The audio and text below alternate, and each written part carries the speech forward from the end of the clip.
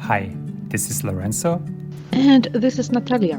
Welcome to the podcast Canadian Citizenship by North York Community House. This is the space where our volunteers will read articles about some of the topics you may encounter on the test.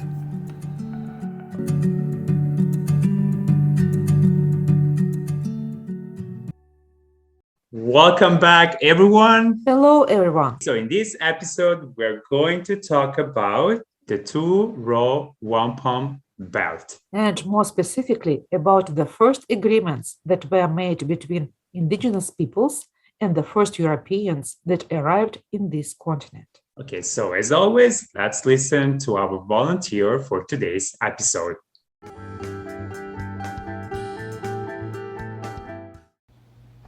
Tansi, Joan, Sigaso, Masquachis, Ochinia.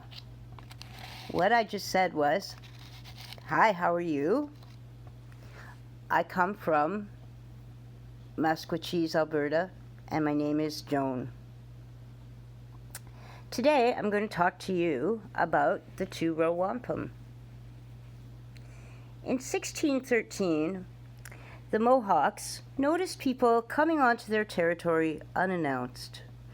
These people had started to build houses and farms.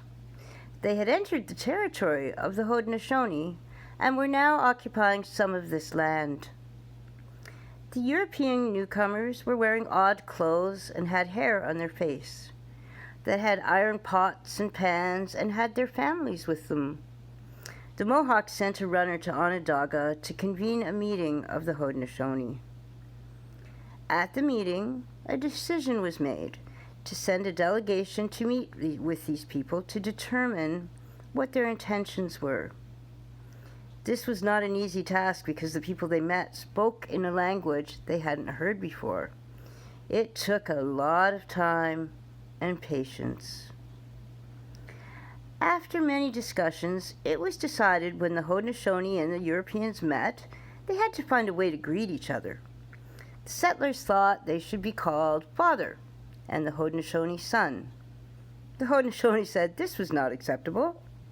The Haudenosaunee chose the word brothers, because this word showed they were all equal. The Haudenosaunee and the settlers, they were Dutch, had time to find out more things about each other, and they agreed on how to treat each other and how to live together. The Haudenosaunee made a belt to record this agreement.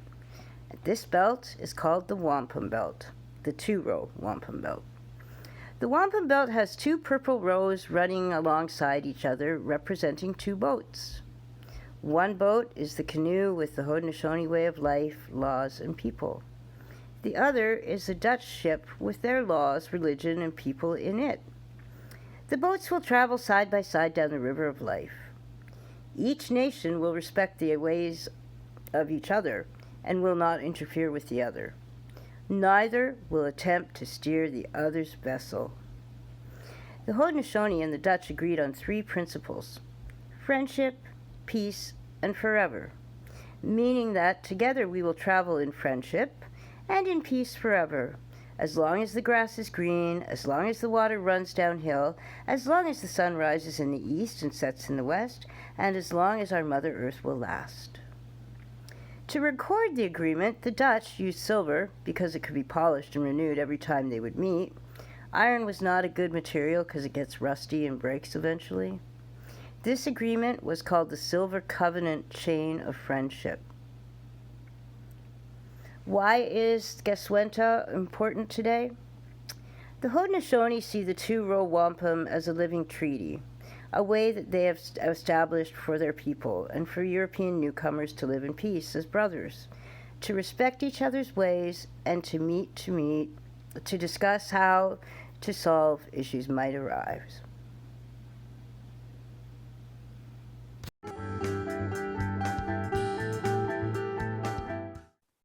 Okay, Lorenzo, how did you find this?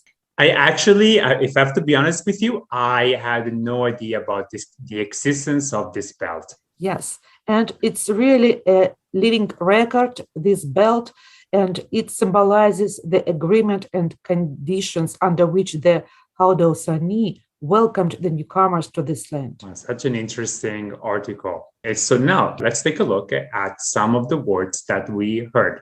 So first of all is the wampum belt. So Natalia, do you know what this belt looks like?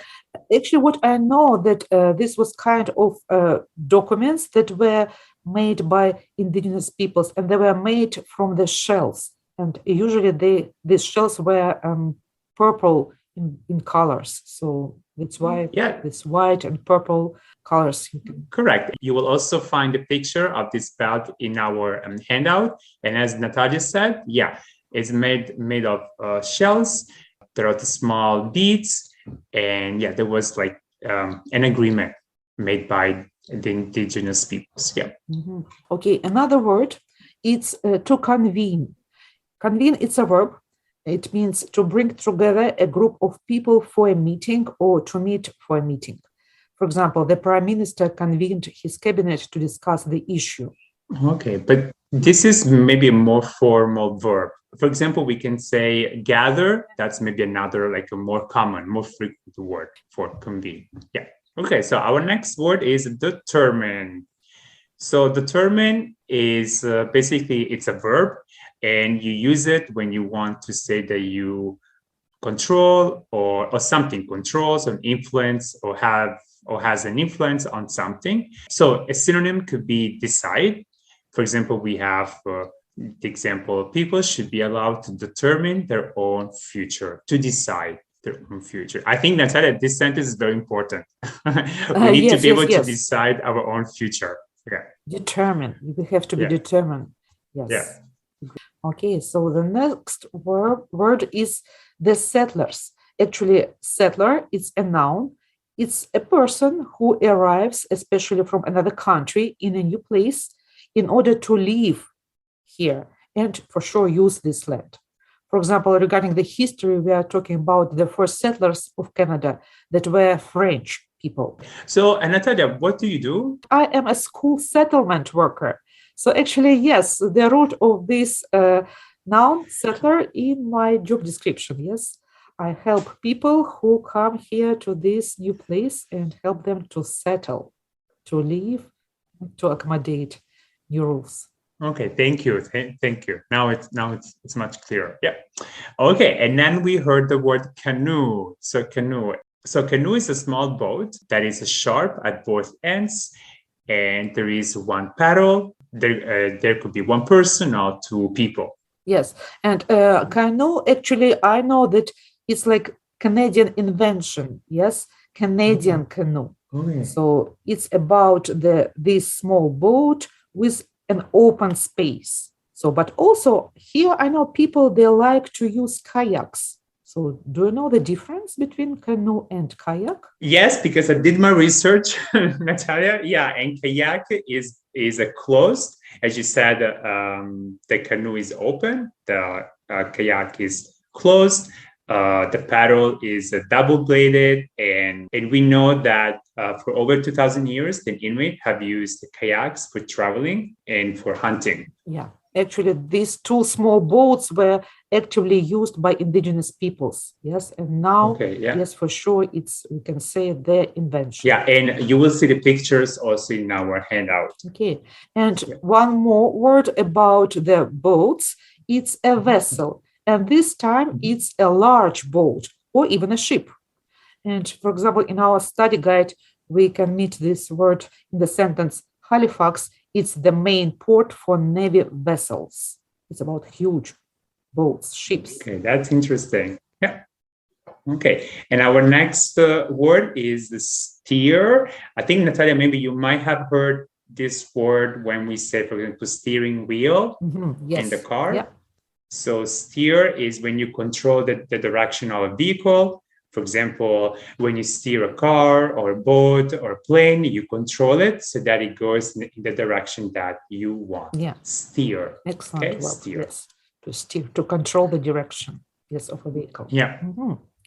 And one more word, actually in expression, a living treaty. you maybe heard this expression from the episode. Treaty, it's a noun. It's an agreement between two or more groups or even countries. And for example, once again, in our study guide, Aboriginal and treaty rights are in the Canadian Constitution. So treaty, it's an agreement. That's right. And your students always ask you questions about what treaty means. Yes, now they definitely will know that it's about an agreement. Perfect. Okay. And then we heard our last word, the silver covenant chain of friendship. So covenant is a noun, and here it's a formal agreement or promise between, again, two or more people. An example here, the contract contain a restrictive covenant against building on the land. Okay, so we have actually two words for the agreements. Yes, treaty or covenant. Okay, and this is for today. So thank you again, Natalia. Thank you very much, Lorenzo. We'll see each other next time. Again. See you.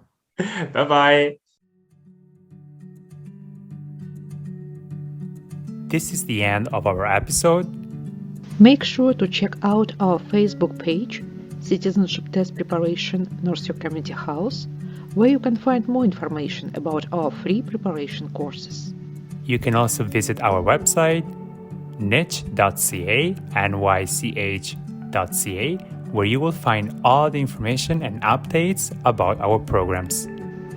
You can also find us on Instagram @nychonline, LinkedIn, and Twitter.